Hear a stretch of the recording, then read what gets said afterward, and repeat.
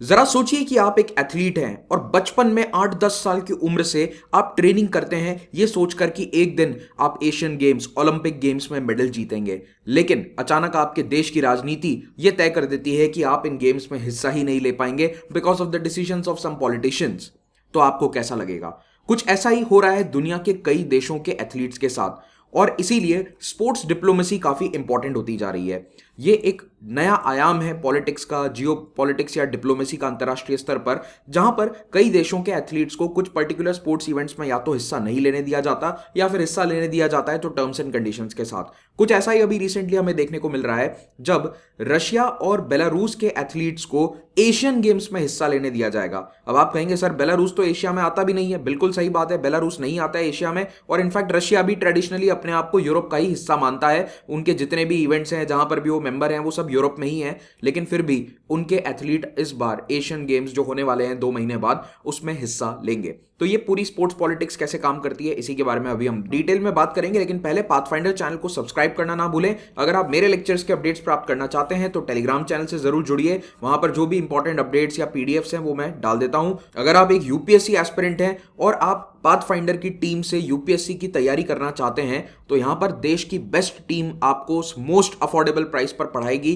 केवल 8,000 रुपए पे करके आपको यूपीएससी के कोर्स में एनरोल करना है। इस बैच का नाम है उड़ान। 17 जुलाई से ये स्टार्ट हो रहा है। This batch is for English, यानी कि एक्सप्लेन्ड होगा यहां पर हिंदी में और स्क्रीन पर लिखा होगा जो टेक्स्ट वो होगा अंग्रेजी में। अगर आप शुद्ध हिंदी में पढ़ना चाहते हैं तो 15 जुलाई से स्टार्ट हो रहा है हमारा बोध बैच, इसको भी आप ज्वाइन कर सकते हैं। दोनों बैचेस की प्राइस हमने 8,000 ही रखी है, और ये मत सोचिएगा कि 8,000 रुपीज है तो यहां पर कुछ कटौती होगी। जी नहीं, कोई कटौती नहीं है। यहां पर आपको सारी वो सुविधाएं मिलेंगी जो लोग 1.5 लाख 2 लाख या 1 लाख रुपए की फीस लेकर ऑनलाइन अवेलेबल करवाते हैं। तो यहां पर आपको ना तो 30,000 पे करने हैं ना 1 लाख पे करना है। All you have to do is just pay 8,000 rupees, join this batch and आपकी यूपीएससी 2024 और 25 की तैयारी पूरी करवा दी जाएगी। अगर आपको इन बैचेस की डिटेल्स जाननी है तो हमारे चैनल पर इनके डिटेल वीडियोस हैं, उनको भी आप देख सकते हैं। ये हमारी पूरी टीम है। और ज्योग्राफी ऑप्शनल भी स्टार्ट हो रहा है 1 अगस्त से। अगर आप इसको कंबाइंड यानी कि ऑप्शनल और जीएस को एक साथ परचेस करते हैं तो यहां पर आपको कुछ डिस्काउंट मिल जाएगा प्राइस का। और याद रखिए कि ये सभी कोर्सेज परचेस करते समय महिपाल कोड इस्तेमाल कर लेना, वरना आपको जो ये वाला प्राइस है ये नहीं मिलेगा। It will be higher price. So don't pay more money, use the code Mahipal और उससे आपको ऑटोमेटिकली डिस्काउंट मिल जाएगा। तो दोस्तों 8 जुलाई को एशियन गेम्स के जो ऑर्गेनाइजर्स हैं उसकी जो मैनेजमेंट कमिटी है उसने अनाउंस किया कि 500 रशियन और बेलारूसियन एथलीट्स को हम अलाउ करेंगे to compete in the Asian Games as neutral. और ये दोनों ही देशों के एथलीट्स को कई ओलंपिक स्पोर्ट्स से या फिर कई अंतरराष्ट्रीय स्पोर्ट्स मीटिंग से बैन करा जा चुका है because of Russia's invasion of Ukraine. अब आप कहेंगे बेलारूस ने तो हमला किया नहीं, लेकिन भाई साहब बेलारूस जो है वो रशिया का सबसे बड़ा सपोर्टर है। इनफैक्ट कई लॉजिस्टिकल सपोर्ट, अपनी धरती पर रशियन सैनिकों को आने जाने का रास्ता देना, ये सारे काम बेलारूस कर रहा है। तो बेलारूस और रशिया इन दोनों को ही कई स्पोर्ट्स ऑर्गेनाइजेशंस ने इंटरनेशनल इवेंट से बैन कर रखा था। तो यूक्रेन क्राइसिस के कारण रशियन एथलीट्स को बहुत नुकसान हो रहा है। जिन लोगों ने अपना जीवन भर ट्रेन किया है उनके 2 साल पूरे निकल गए हैं, लगभग 2 साल निकल गए हैं, वो कोई इवेंट में हिस्सा नहीं ले सकते और ये उनके करियर को डेफिनेटली नुकसान पहुंचा रहा है। इनफैक्ट पैरालंपिक जैसे बड़े इवेंट से भी उन्हें बैन किया जा चुका है। फीफा और यूएफा ने उनके क्लब्स को, रशिया के क्लब्स को और नेशनल टीम्स को सस्पेंड कर दिया है। तो कई तरह के बड़े बड़े बैन रशियन एथलीट्स पर इस वक्त लगे हुए हैं। हालांकि उनके इंडिविजुअल एथलीट्स को कुछ स्पोर्ट्स अलाउ कर रहे हैं। फॉर एग्जांपल अभी विंबलडन चल रहा है, तो टेनिस के विंबलडन टूर्नामेंट में रशियन नेशनल्स पार्टिसिपेट कर सकते हैं, लेकिन ना तो वो अपने देश का झंडा कहीं फहरा सकते हैं, ना ही कहीं अपनी यूनिफॉर्म पे देश का झंडा रख सकते हैं। छोटा मोटा कोई फ्लैग नहीं हो सकता है। तो बहुत सारे रिस्ट्रिक्शंस हैं उनके लिए। और एक और बात हो रही है कि लोग उनको बहुत ज्यादा हैकल कर रहे हैं या फिर उनके खिलाफ नारेबाजी हो रही है। इनफैक्ट इतनी नारेबाजी हो रही है कि एक पूर्व grand slam champion Victoria Azarenka ने तो ऑफिशियली इसकी कंप्लेन करी कुछ दिन पहले, और उन्होंने कहा कि सर प्लीज, ऑर्गेनाइजर से कहा कि सर प्लीज ये चिल्लाना, बूइंग, शाउटिंग ये बंद करवाइए। तो विंबलडन के ऑर्गेनाइजर ने कह दिया कि देखिए हम लोगों को चिल्लाने से नहीं रोक सकते हैं। अगर आपके देश के नेता कुछ गलत कर रहे हैं तो आपके खिलाफ यहां पर लोग आकर नारेबाजी करेंगे, आपको खेलने से रोकने के लिए परेशान भी करेंगे। इट्स अ स्पेक्टेटर स्पोर्ट, तो उसके लिए आपको आदत डालनी पड़ेगी। लेकिन एक बात मैं कहना चाहूंगा कि रशियन एथलीट्स जो हैं वो विंबलडन हो या फिर कोई भी टेनिस टूर्नामेंट हो उसमें हमेशा टॉप पर रहते हैं। तो जैसे ये हैं दानिल मेदवेदेव, अब ये काफी अच्छे टॉप के खिलाड़ी हैं, हो सकता है ये जीत भी जाएं विंबलडन को। तो इसीलिए रशिया के जो एथलीट्स हैं वो जैसे तैसे हिस्सा तो ले रहे हैं, पर हाँ कहीं ना कहीं उनको प्रॉब्लम्स का सामना डेफिनेटली फेस करना पड़ रहा है। और रशिया को कई जगह पर यह कह दिया गया है कि आप अपना राष्ट्रीय झंडा छोड़कर आ जाओ, जो एक एथलीट के लिए सबसे गर्व की बात होती है कि यहां पर अपने देश का झंडा छाती पर लेकर वो पार्टिसिपेट करता है, वही उन्हें अलाउ नहीं किया जा रहा है। तो तो अब बात करते हैं एशियन गेम्स की। तो देखो, पहली बात तो नाम से ही आपको पता चल जाएगा कि एशिया के जितने भी देश हैं वो इसमें हिस्सा लेते हैं। तो लगभग 45 कंट्रीज हैं जो इसमें हिस्सा लेते हैं और ये 1951 से आयोजित किए जा रहे हैं। ये games officially International Olympic Committee recognise करती है और उसी के तत्वाधान में होते हैं। क्यों? क्योंकि इंटरनेशनल ओलंपिक कमेटी के अधीन आती है Asian Olympic council, Olympic council of Asia, और वही इस स्पोर्ट्स को करवाती है। तो 45 मेंबर्स हैं, सारे एशियन कंट्रीज हैं, ये इसमें पार्ट लेते हैं। और धरती पर होने वाला ये ओलंपिक के बाद दूसरा सबसे बड़ा ऐसा स्पोर्ट्स ऑर्गेनाइजेशन है जहां पर इतने देश हिस्सा लेते हो। क्योंकि देखो, ओलंपिक में तो लगभग 190-200 एंटिटीज पार्ट ले लेती हैं, 190 कंट्रीज हैं, 8-10 यही जैसे रशिया वगैरह हिस्सा लेते हैं। तो लेकिन उसके बाद सेकंड नंबर पर कौन सा आता है? हमारा एशियन गेम्स, क्योंकि इसमें 45 कंट्रीज हैं, almost 1/4 of the entire world. और आबादी देख लोगे तो भारत और चाइना यहां पर शामिल होते हैं। तो दुनिया की लगभग 60% पॉपुलेशन यहां पर हिस्सा ले लेती है। आई थिंक 50 या 60% के बीच में कुछ होगा। I might be a little wrong in my calculation, जरा आप लोग कैलकुलेट कर लेना या कमेंट में बता देना कि एशिया की आबादी दुनिया की आबादी का कितना प्रतिशत है।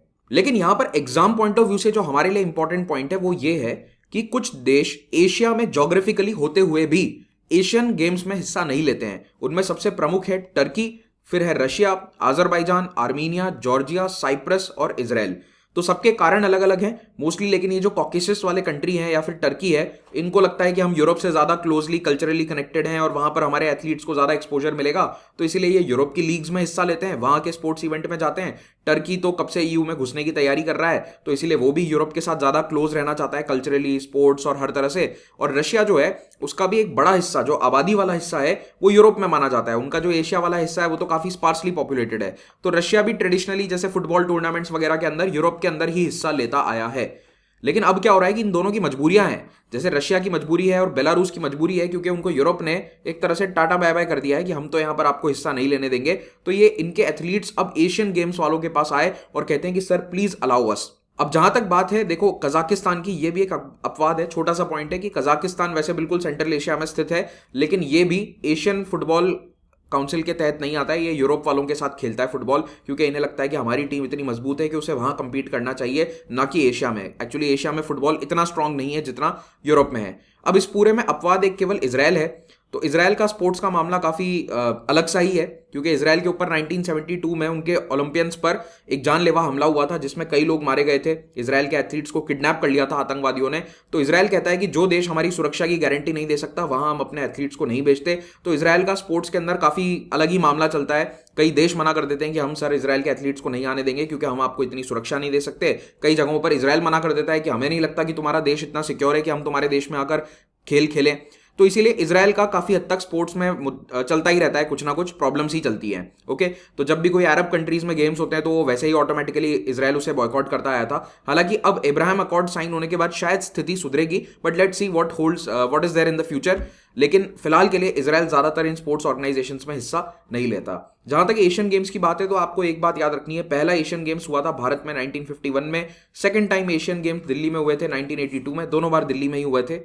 2018 के एशियन गेम्स आयोजित हुए थे जकार्ता में, वहां पर भारत ओवरऑल मेडल टैली में 8वें स्थान पर था। वी वन 15 गोल्ड मेडल्स और टोटल 69 मेडल्स। और अगर आप देखेंगे कि ओवरऑल सभी एशियन गेम्स में भारत कहां पर है, तो हम 5वें स्थान पर हैं आज दिन तक के जितने भी गेम्स हुए हैं उसकी मेडल टैली में 672 मेडल्स के साथ। ओके, और यहां पर टोटल 3187 के साथ चाइना है नंबर 1 पर।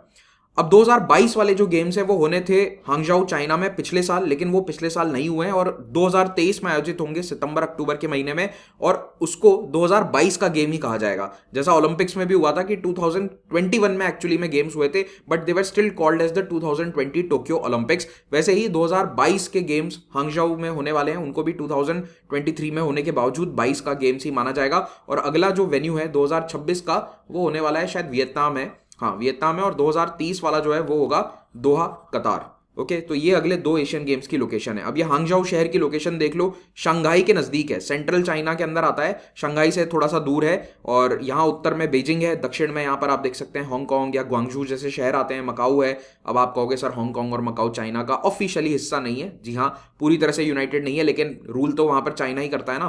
तो आपको बस थोड़ा सा आइडिया रखना है कि देखो बीजिंग कहाँ पर है, नानजिंग कहाँ है, शंघाई कहाँ पर है। शंघाई एक तरह से सेंटर ऑफ चाइना में आता है और इसी के पास में ये हांगझाऊ शहर है जहां पर ये अगले गेम्स होने वाले हैं। अब हमने अभी तक बात करी है एशियन गेम्स की, लेकिन याद रखो कि रशिया अंतरराष्ट्रीय स्तर पर ओलंपिक्स में भी one of the highest medal winners है, वो मेडल टैली जब देखी जाती है ना दुनिया भर की हमेशा, तो उसमें टॉप 3 में आता है रशिया या फिर पूर्ववर्ती यूएसएसआर को अगर आप शामिल कर लो, तो रशिया वहां पर एक बड़ा कंटेंडर है। लेकिन क्या वो 2024 के पेरिस ओलंपिक्स में हिस्सा ले पाएगा? तो उसके लिए आईओसी ने एक मीटिंग करी रिसेंटली और ये डिसाइड किया है कि हम 500 कॉम्पिटिटर्स को अलाउ करेंगे कि आप क्वालिफाई करने की कोशिश कीजिए, और यहां पर भी टीम स्पोर्ट्स में आपको हिस्सा नहीं लेने दिया जाएगा, जैसे कि हॉकी टीम हो गई या फिर कोई भी स्पोर्ट्स जो टीम इवेंट होते हैं उनमें आप हिस्सा नहीं ले सकते। हाँ, एथलेटिक्स वगैरह जहां पर इंडिविजुअल एक आदमी हिस्सा लेता है अकेला अपने इवेंट में, वो वाले इंडिविजुअल इवेंट्स में आप हिस्सा ले सकते हैं, और उसमें भी मैक्सिमम 500 का कोटा रहेगा, और आप न्यूट्रल फ्लैग के तहत कंपीट करेंगे। अगेन, आप अपने देश का झंडा नहीं लगा सकते कहीं पर भी अपनी ड्रेस पर, या आप मेडल भी जीत जाओगे तो आपके देश का झंडा नहीं फहराया जाएगा। You have to compete under the IOC flag, International Olympic Committee का एक न्यूट्रल फ्लैग होता है, उसके तहत आप कंपीट करेंगे। और individuals only, no team sports allowed. Also ये भी कहा है कि मेडल कंटेंशन में भी नहीं है, अगर मेडल जीत जाओगे तो आपको पोडियम वगैरह पे भी नहीं बुलाएंगे।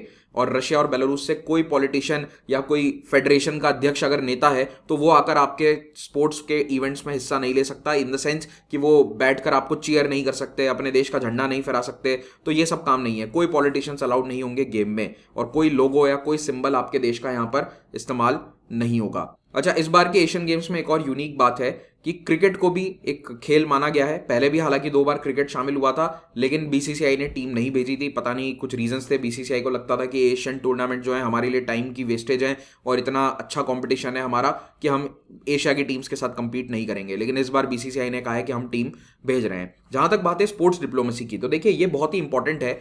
दुनिया में हमेशा जियोपॉलिटिक्स में खेल का इस्तेमाल राजनीति के लिए भी किया गया है। उसका सबसे बेहतरीन एग्जांपल या one of the first example जो होगा वो है 1971 का यूएसए की टेबल टेनिस टीम का चाइना का दौरा।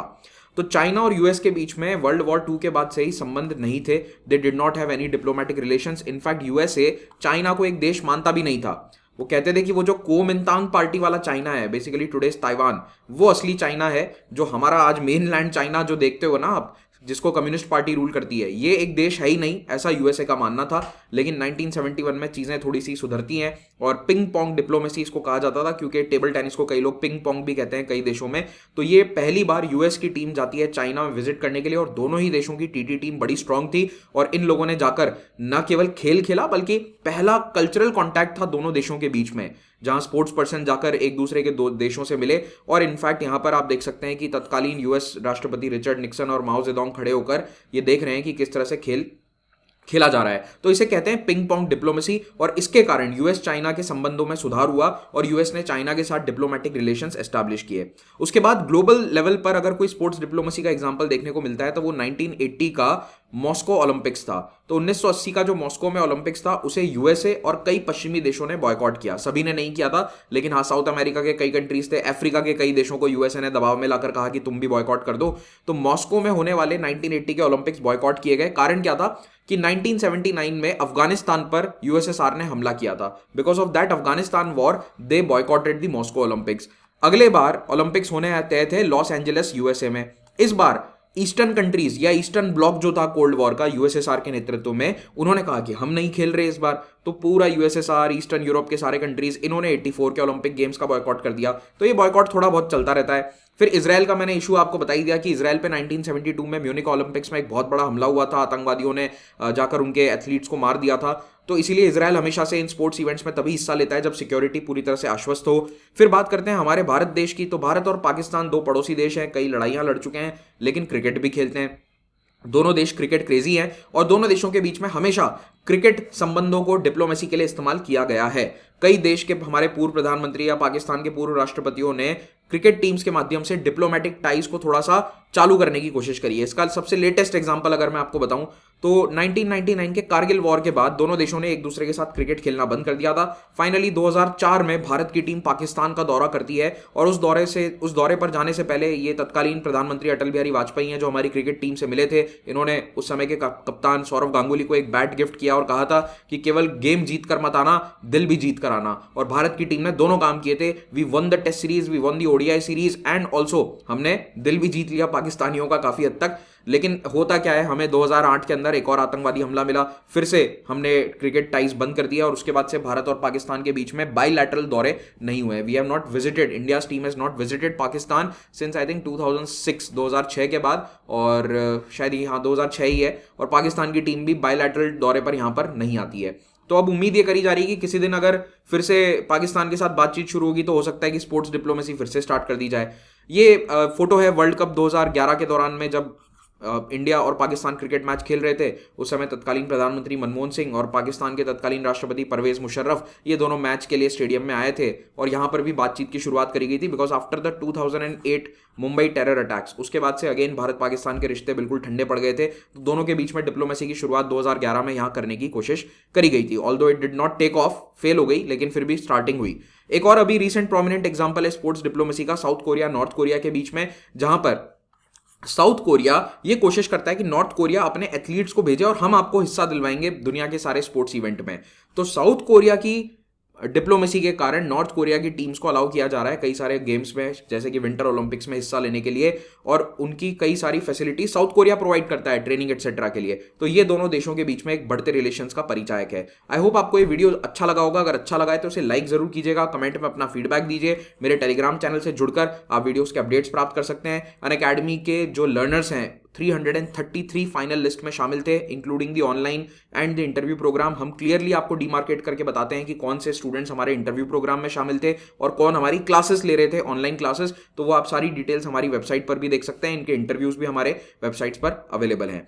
हिंदी माध्यम से टॉपर कैसे बने, इसको लेकर हमने एक बहुत अच्छी राउंड टेबल चर्चा करी है। हिंदी माध्यम के चारों टॉपर्स से इस वीडियो को आप देखिए, आपको पर्सपेक्टिव वाली सीरीज में मिल जाएगा, और उसके पुराने वीडियोस भी आप देख सकते हैं। हमारे सोशल मीडिया हैंडल से जरूर जुड़िए। Thank you so much, have a great day.